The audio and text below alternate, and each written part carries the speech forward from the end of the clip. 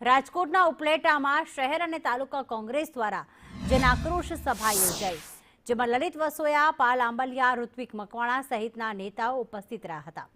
આ સભાનો મુખ્ય ઉદ્દેશ મોંઘવારી, બેરોજગારી અને ખેડૂતના લાંબા સમયથી પડતર પ્રશ્નોની લડત માટેનો હતો.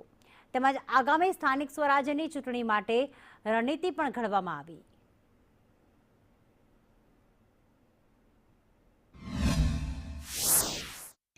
લોકોના પ્રશ્નોને ઉજાગર કરવા માટે જન આક્રોશ સભાનું આયોજન કરવામાં આવ્યું હતું.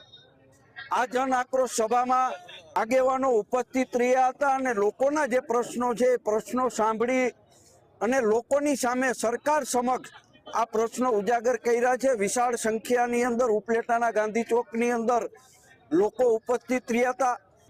આઈપીએસ અધિકારી દ્વારા એના ઉપર જે અમાનવી ધોરણે અત્યાચાર કરવામાં આવ્યો છે, એવા અત્યાચારો સામે આક્રોશ વ્યક્ત કરવા માટે આજે ઉપલેટાની અંદર જન આક્રોશ સભાનું આયોજન કરવામાં આવ્યું હતું.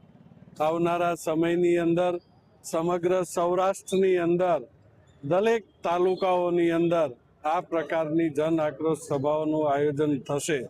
સ્થાનિક સ્વરાજ્યની ચૂંટણીઓ હોય કે રાજ્ય સરકાર માટેની ચૂંટણીઓ હોય, દર બીજા અને ત્રીજા વર્ષે ચૂંટણીઓ આવતી રહે છે.